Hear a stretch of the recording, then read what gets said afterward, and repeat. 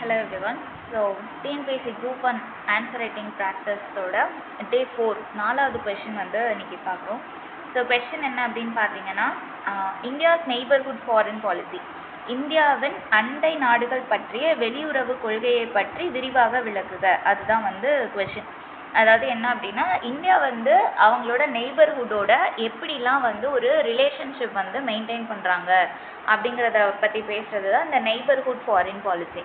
So இந்த neighbourhood foreign policy அப்படின்னு நம்ம பேசும்போது பேக்ரவுண்டு போய் பார்த்தோம் அப்படின்னா, ஃப்ரம் த இண்டிபெண்டன்ஸ் டைம்லேருந்து இண்டிபெண்டன்ஸ் ஆகிறப்போவே 1947 இண்டிபெண்டன்ஸ் கிடைக்கும் போதே நம்மளோட லீடர்ஸ் எல்லாருமே வந்து என்ன பற்றி யோசிக்க ஆரம்பித்தாங்க அப்படின்னா, இதுக்கப்புறம் இந்தியா வந்து ஒரு அட்டானமிக் ஸ்டேட், அதாவது எந்த ஒரு முடிவுமே அது தனிச்சையாக வந்து எடுக்கிற ஒரு ஸ்டேட்டாக ஒரு கண்ட்ரியாக மாறப்போகுது.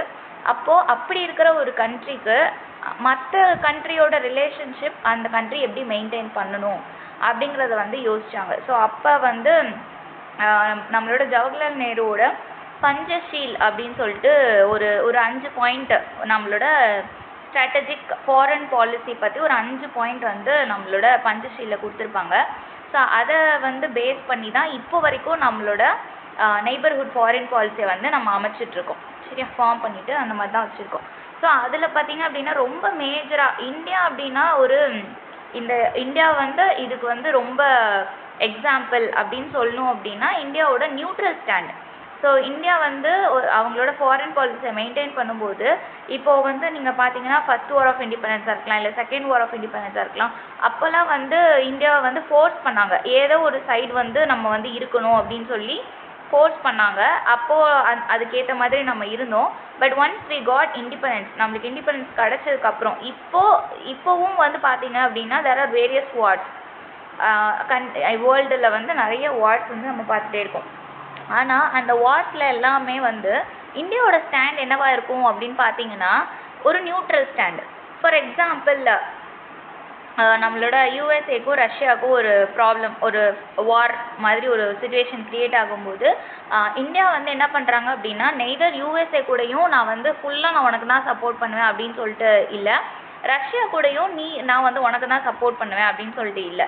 ஸோ ஈவன் நம்மளை வந்து சொல்கிறாங்க, யூஎஸ்ஏ வந்து இந்தியா கிட்ட சொல்கிறாங்க, you should not maintain contact any economic relation with Russia அப்படின்ட்டு யூஎஸ்ஏ வந்து நம்மளுக்கு சொல்லும்போது கூட என்ன பண்ணுறோம், இந்தியா என்ன பண்ணுறாங்க அப்படின்னா, அது வந்து உங்கள் 2 பேரோட பிரச்சனை, பட் நான் வந்து அதுக்குள்ளே வந்து தலையிட மாட்டேன், எனக்கு ரஷ்யா கிட்ட இருந்து ஆயில் வேணும், அப்போ நான் வந்து அவன் கூட ஒரு ரிலேஷன் மெயின்டைன் பண்ணிப்பேன் அப்படின்னு சொல்கிறது. இது வரைக்கும் எல்லாத்துலேயுமே நம்ம வந்து நம்மளோட தேவை என்ன, நம்மளை அவங்க எப்படி சாட்டிஸ்ஃபை பண்ணுறாங்க அப்படிங்கிறத பேஸ் பண்ணி மட்டும்தான் இந்தியா வந்து ஒரு ரிலேஷன் மெயின்டைன் பண்ணும்.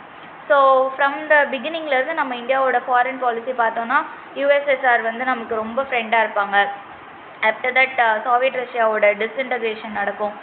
யூஎஸ்எஸ்ஆரோட இருக்கிற அளவுக்கு இப்போது ரஷ்யா கூட நம்மளுக்கு ரிலேஷன் இருக்கா அப்படின்னு கேட்டோன்னா இல்லை தான், அப்படி தான் சொல்லணும். ஸோ இந்த மாதிரி ஒவ்வொரு கண்ட்ரீஸோடையும் நம்மளுக்கு வந்து ஒவ்வொரு மாதிரியான, இப்போ பூட்டான்லாம் எடுத்துக்கிட்டிங்க அப்படின்னா அவங்களுக்குலாம் வந்து நம்ம பிக் பிரதர் மாதிரி, அதாவது பெரிய அண்ணன் மாதிரி.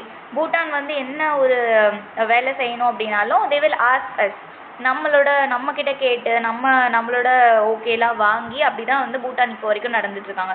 ஸோ இந்த மாதிரி ஒவ்வொரு கண்ட்ரீஸோடையும் இந்தியாவுக்கு அப்படின்னு சொல்லிட்டு ஒரு சில கைண்ட் ஆஃப் பாலிசிஸ் இருக்குது. ஆனால் காமனாக எல்லார்கிட்டேயும் இந்தியா, அதாவது நமக்குன்னு ஒரு ஸ்டாண்டர்ட் இருக்கும்ல, அந்த ஸ்டாண்டர்ட் இந்தியாவுக்கு என்ன அப்படிங்கிறதான் இந்த கொஸ்டின். சரியா, ஸோ ஆன்சர் பாருங்கள். ஸோ இன்ட்ரடக்ஷனில் என்ன கொடுத்துருக்கோம் அப்படின்னா, India's neighbourhood first policy launch இன் 2014. ஸோ இப்போ தான் லான்ச் பண்ணாங்க அப்படின்னு நம்ம சொல்ல முடியாது, பட் வி கேன் ட்ராக். அப்போ இருந்து தான் வந்து நம்மளுக்கு ஒரு ப்ராப்பரான ஒரு நெய்பர்ஹுட் ஃபாரின் பாலிசி அப்படிங்கிறத நம்ம ட்ராக் பண்ணலாம். சரியா, ஸோ 2014. ஸோ என்ன ஃபோக்கஸ் நமக்கு அப்படின்னா டிப்ளமேட்டிக், எக்கனாமிக், கல்ச்சுரல் டைஸ்.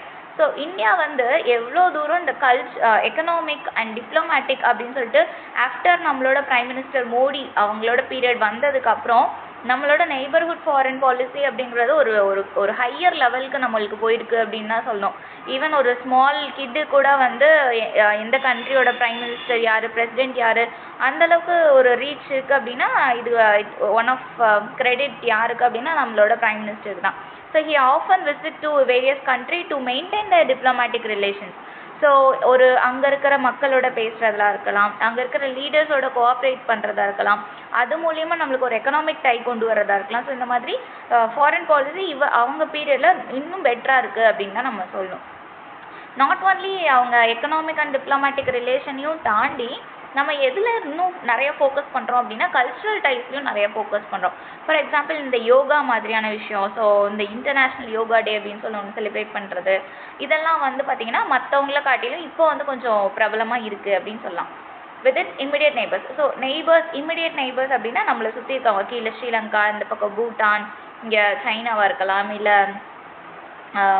நேபாளாக இருக்கலாம். ஸோ இந்த மாதிரி immediate நெய்பர்ஸோட this policy emphasizes religious regional stability, economic integration and security cooperation, ensuring mutual growth. அதாவது இந்த பாலிசி நம்மளோட நெய்பர்ஹுட் ஃபாரின் பாலிசியோட நோக்கம் என்னன்னா ஒரு ரீஜனல் ஸ்டெபிலிட்டி இருக்கணும். இப்போ சைனாக்கும் நமக்கும் வந்து பிரச்சனை இருக்குது, பார்டர் இஷ்யூ இருக்குது, அண்ட் பாகிஸ்தானுக்கும் இந்தியாவுக்கும் ஒரு பார்டர் இஷ்யூ இருக்குது. ஸோ இப்படி வந்து நம்ம பக்கத்தில் இருக்கிற கண்ட்ரீஸோட நம்ம வந்து ஒரு ப்ராப்ளம் வந்து எப்பவுமே வச்சுட்டே இருக்கோம் அப்படின்னா அந்த அவங்க கூட இருக்கிற ப்ராப்ளம்னால நம்மளோட ரீஜனோட ஸ்டெபிலிட்டி வந்து கம்மியாகும். ஃபார் எக்ஸாம்பிள் சைனாவோட நம்மளுக்கு பிரச்சனை இருக்குது, அதனால நம்மளோட நார்த் ஈஸ்டர்ன் ஸ்டேட்ஸோட ஸ்டெபிலிட்டி வந்து பாதிக்கப்படுது.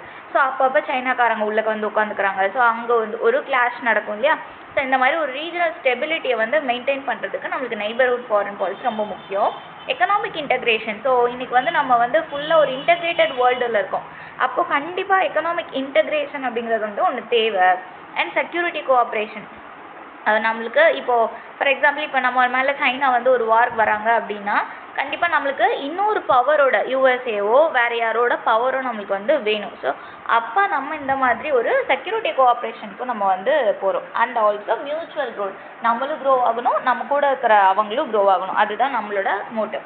ஸோ இந்த மாதிரி given the strategic importance of South Asia. So South ஏஷியாவில் இருக்கிற இந்த மாதிரி ஒரு ஸ்ட்ராட்டஜிக் இம்பார்ட்டன்ஸ்னால இந்தியா வந்து என்ன பண்ணுறாங்கன்னா நம்ம சார்க் நேஷன்ஸோடு சேர்ந்து இந்த மாதிரி சேலஞ்சஸை கம்பேட் பண்ணுறதுக்காக நம்ம நிறைய ஃபாரின் பாலிசிஸ் மெயின்டைன் பண்ணுறோம்.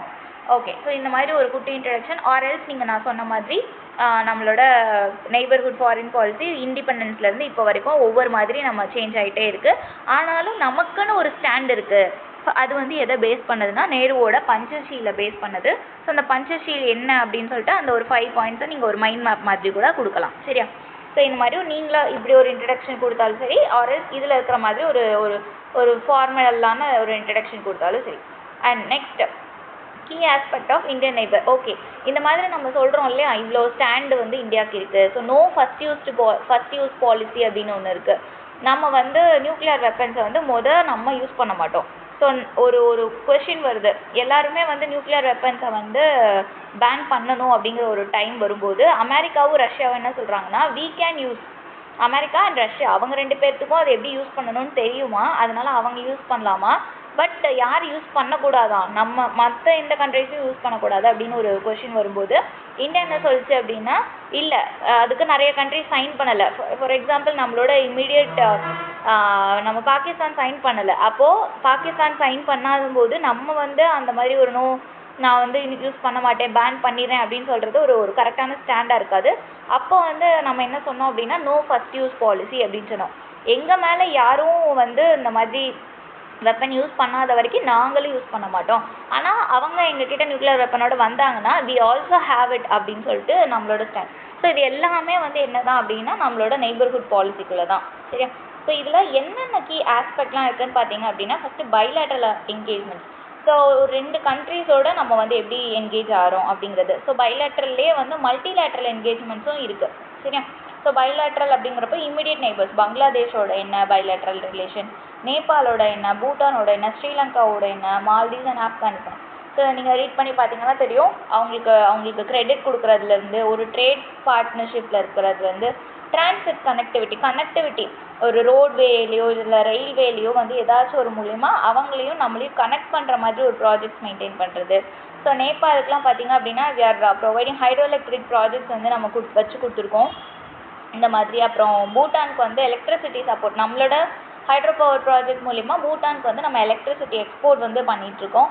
அண்ட் ஸ்ரீலங்கா கூட பார்த்திங்க அப்படின்னா அந்த கோவிட் டைம்லலாம் வந்து ரொம்ப அவங்களுக்கு வந்து நம்ம ஹெல்ப் பண்ணோம். அண்ட் ஆல்சோ எக்கனாமிக் ரைசஸ் அவங்க வந்தப்போவும் அவங்களுக்கு வந்து நிறையா நம்ம எய்ட்ஸ் வந்து கொடுத்துருந்தோம். ஸோ மால்டீவ்ஸ் அப்படிங்கிறது மால்டீவ்ஸோட பார்த்திங்கன்னா India would protest countered by renewed diplomatic.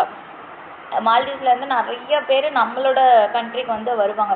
So Maldives அப்படிங்கிறதும் வந்து நம்மளுக்கு ரொம்ப நெருக்கமான, எப்படி பூட்டானோ அதே மாதிரி ஆல்மோஸ்ட் கிட்டத்தட்ட சிமிலரான ஒரு ரிலேஷன் இருக்கிற ஒரு கண்ட்ரி தான் மால்டீவ்ஸ். ஸோ ஆப்கானிஸ்தான் பார்த்திங்க அப்படின்னா தாலிபான் டேக் ஓவர் அப்போது ஹியூமானிட்டேரியன் எய்டுக்கு வந்து நம்ம ஹெல்ப் பண்ணியிருக்கோம். ஸோ இந்த பாயிண்ட்ஸ் தான் எழுதணும் கிடையாது. நீங்கள் உங்களுக்கு அந்தந்த கண்ட்ரீஸில் நீங்கள் நியூஸ் பேப்பர் தானே ரீட் பண்ணுவீங்க, ஏதாவது ஒரு பாயிண்ட் இவங்க கூட இந்த டைப்லாம் நம்ம வந்து மெயின்டைன் பண்ணுறோம் அப்படின்னு சொல்லி நீங்கள் எழுதுனா பெட்டர். சரியா? அது அடுத்து எக்கனாமிக். ஸோ இது இந்த 5 பெரிய ஹெட்டிங்ஸும் எதை மீன் பண்ணுதுன்னா இந்தந்த ஆங்கிள்ஸ்லலாம் நம்ம வந்து ஒரு நெய்பர்ஹுட் ஃபர்ஸ்ட் பாலிசியை எக்ஸ்ப்ளோர் பண்ணலாம் அப்படிங்கிறது. ஸோ 2வது point economic and trade. So economy and trade cooperation மூலமாகவும் நம்ம நெய்பர்ஹுட் ஃபர்ஸ்ட் பாலிசி மெயின்டைன் பண்ணலாம். So first BVIN motor vehicle agreement. So Bhutan, Bangladesh, India, Nepal, ஓகேவா, இவங்க 4 பேரும் சேர்ந்து ஒரு மோட்டார் வெஹிக்கல் அக்ரிமெண்ட் வந்து சைன் பண்ணியிருப்பாங்க. ஸோ ஃபார் எதுக்காக அப்படின்னா இந்த 4 ரீஜனை வந்துக்குள்ளே ஒரு டிரான்ஸ்போர்ட் வந்து மெயின்டைன் ஆகிறதுக்காக அது. அண்ட் பிம்ஸ்டெக் நம்ம எல்லாருக்குமே நல்லா தெரிஞ்ச ஒரு விஷயம் தான் BIMSTEC. And economic corridors. So trade expansion வேணும் அப்படின்னா நம்மளுக்கு என்னென்னா இந்த மாதிரி பிம்ஸ்டெக் மாதிரியான எக்கனாமிக் காரிடார்ஸை வந்து நம்ம வந்து அதிகப்படுத்தணும் அப்படிங்கிறது. அடுத்து cross border power grid. So power grid மூலயமா எலக்ட்ரிசிட்டி வந்து டிரான்ஸ்ஃபர் பண்ணிப்பாங்க எனர்ஜி செக்யூரிட்டிக்காக. And India's investment. ஸோ இந்த சவஹர் போர்ட், சிட்வே போர்ட், இதெல்லாம் எல்லாத்துலேயும் வந்து இந்தியாவும் என்ன பண்ணுறாங்க அப்படின்னா இன்வெஸ்டிங். ஸோ அவங்களுக்கு வந்து போர்ட்ஸ் மூலியமாக நம்மளுக்கும் அவங்களுக்கும் கனெக்டிவிட்டி வந்து இன்க்ரீஸ் ஆகும். அண்ட் அது மூலியமாக ஸோ கனெக்டிவிட்டி வருது அப்படின்னாலே அங்கே நமக்கு என்ன நடக்க போகுது அப்படின்னா ஒரு எக்கனாமிக் டிரான்சாக்ஷன் நடக்க போகுது, ட்ரேடு நடக்க போகுது அப்படிங்கிறத அர்த்தம். ஓகே, ஸோ அது வந்து நம்மளுக்கு என்ஹான்ஸ் ஆகும். அடுத்து security and strategic. So security வைஸாக பார்க்குறீங்க அப்படின்னா நம்ம பங்களாதேஷ் கூட நிறைய ஜாயின்ட் மிலிட்ரி எக்ஸசைஸ் பண்ணுறோம். சூர்யா, நேபாள் கூட நிறைய பண்ணுறோம். ஆல்மோஸ்ட் நம்மளோட நெய்பர் கண்ட்ரிஸ் எல்லாரோடையுமே நம்ம இந்த மாதிரி மிலிட்ரி எக்ஸசைஸ் வந்து நிறைய பண்ணுறோம். ஸோ அதுக்கு வந்து ஒவ்வொரு பேர் இருக்கும். ஃபார் எக்ஸாம்பிள் சம்பிரித்தி பங்களாதேஷ் கூட பண்ணியிருக்கோம், சூரிய கிரண் வந்து நேபாளோட, அண்ட் ஸ்ரீலங்கா அண்ட் பங்களாதேஷோட. And counter terrorism collaboration. So Sri Lanka அப்படின்னு பார்த்தீங்கன்னா அங்கே வந்து சைனீஸ் டாமினன்ஸ் வந்து அதிகமாகிக்கிட்டே போகுது. ஸோ அவங்க வந்து அடியில் நமக்கு ஸ்ரீலங்காக்குள்ளே வர வர அது யாருக்கு ப்ராப்ளம் அப்படின்னா இந்தியாவுக்கு வந்து ப்ராப்ளம். ஸோ அதை மெயின்டைன் பண்ணணும், அதை இது பண்ணுறதுக்காக கவுண்டர் டெரரிசம் கொலாபரேஷன்லாம் நம்ம ஸ்ரீலங்கா கூட வச்சுருக்கோம். அப்புறம் இந்த மேரிடைம் இந்தியன் ஓஷன் ரீஜனுக்குள்ளே செக்யூரிட்டிக்காக நம்ம குவாடு, சாகர் டாக்ட்ரின் இந்த மாதிரி நிறைய வந்து வச்சுருக்கோம். And radar surveillance. So Maldives and ஷெய்ஷெல்ஸில் வந்து நம்ம வந்து ரேடார் சர்வைலன்ஸ் வந்து பண்ணிகிட்ருக்கோம். சரியா? ஸோ இது. And then cultural and educational diplomacy அப்படிங்கிறது Buddhist and Ramayana circuits to promote heritage tourism. So இந்த மாதிரி கல்ச்சர் நம்மளோட டிவைனிட்டியாக இருக்கலாம். ஸோ இந்த மாதிரி காட் ரிலேட்டடான ஒரு கல்ச்சர் அதை கொண்டு வரது, இல்லை இந்த யோகா அந்த மாதிரி ப்ராக்டிசஸ் மூலிமா நம்ம வந்து கல்ச்சர் மெயின்டைன் பண்ணுறது. இது வந்து நம்ம நிறைய கண்ட்ரீஸோட நம்ம பண்ணிகிட்ருக்கோம். For example south Asian university offer scholarship to regional students. So south Asian university என்ன பண்ணுறாங்கன்னா இந்த ரீஜனல் நம்ம சவுத் ஏஷியன் ரீஜனில் இருக்கிறவங்களுக்கு ஸ்காலர்ஷிப்ஸ் வந்து ப்ரொவைட் பண்ணியிருக்காங்க. And also people to people exchange. அதாவது ஒரு கண்ட்ரிலேருந்து இன்னொரு கண்ட்ரிக்கு போய் அது மூலியமாக நம்மளுக்கு வந்து ஒரு கல்ச்சுரல் டைஸை வந்து மெயின்டைன் பண்ணுறாங்க. அதே தான் நம்ம மோடி பிரைம் மினிஸ்டர் மோடி அவங்களும் பண்ணிகிட்ருக்காங்க. சரியா? அடுத்து இன்ஃப்ராஸ்ட்ரக்சர். ஸோ இதில் இன்ஃப்ராஸ்ட்ரக்சர் அண்ட் அதிலே வந்து நம்மளுக்கு எதுவும் வந்துடும்னா எக்கனாமிக்குள்ளேயே இது வந்துடும். ஸோ தனியாக சொல்லணும் அப்படின்னா கலாடன் மல்டிமோடல் ப்ராஜெக்ட் மியான்மர் கூட, இந்தியா மியான்மர் கனெக்டிவிட்டிக்காக பண்ணிகிட்ருக்குது. And rail link between India and Nepal and India and Bangladesh அவங்க கூட நம்ம பண்ணுறோம். And INSTC north south transport corridor. So அதுவும் வந்து நடந்துகிட்ருக்கு. ஸோ இந்த மாதிரி அடுத்த கன்க்ளூஷன் சொல்லும்போது இதெல்லாம் கீ ஆஸ்பெக்ட். ஓகேவா? So India's neighbourhood foreign policy is evolving from look east to act east approach. So நம்மளோட நெய்பர்ஹுட் ஃபர்ஸ்ட் பாலிசியில் ஃபஸ்ட்டு ஸ்டார்டிங்லேருந்து பார்க்கும்போது இந்த லுக் ஈஸ்ட் பாலிசி அப்படின்னு ஒன்று அதிகமாக பேசியிருப்பாங்க நம்மளோட ஹிஸ்டரியில். சரியா? ஹிஸ்டாரிக்கல் டைம்ஸில். பட் இப்போ என்ன அப்படின்னா இந்த லுக் ஈஸ்ட்டை தாண்டி ஆக்ட் ஈஸ்ட் பாலிசி, அதுதான் இன்றைக்கி இந்தியாவோட ஸ்டாண்ட் அப்படிங்கிறது வந்து இருக்குது. சரியா? Ensuring proactive diplomacy, economic integration, security cooperation. So அதெல்லாம் நம்ம சொன்ன மாதிரி டிஸ்பைட் சேலஞ்சஸ், இந்த பிஆர்ஐ மாதிரியான அந்த சேலஞ்சஸை தாண்டி இந்தியா வந்து ரீஜனல் பீஸ் அண்ட் ஸ்டெபிலிட்டிக்காக மெயின்டைன் பண்ணுது, நிறைய ட்ரை பண்ணிகிட்ருக்கோம் அப்படிங்கிற மாதிரி ஒரு பாசிட்டிவான ஒரு கன்க்ளூஷன் வந்து நீங்கள் கொடுத்து முடிக்கலாம். ஸோ அடுத்து டிப்ஸ் அண்ட் ரீசன் அப்டேட்ஸ். இதை வந்து நீங்கள் என்ன அப்படின்னா யூ ஷுட் செக் அவுட். இதெல்லாம் வந்து இப்போ 2024 2023 நடந்த டெவலப்மெண்ட்ஸ். ஸோ நீங்கள் படிச்சு வச்சுக்கோங்க, இதெல்லாம் என்னென்னு பார்த்து வச்சுக்கோங்க. அதை வந்து நீங்கள் உங்கள் ஆன்சர்ஸில் இன்க்ளூட் பண்ணலாம். சரியா? ஸோ இதுதான் வந்து இந்த கொஷினோட ஆன்சர். அண்ட் இதே தான் தமிழில் இருக்கும். 2014 தொடங்கப்பட்ட அண்டை நாடுகள் முதன்மை கொள்கை இந்தியாவின் தூதராக பொருளாதார மற்றும் பண்பாட்டு உறவுகளை வலுப்படுத்த முக்கியமானது. ஸோ நம்ம என்ன பேசுகிறோமோ அதே தான்.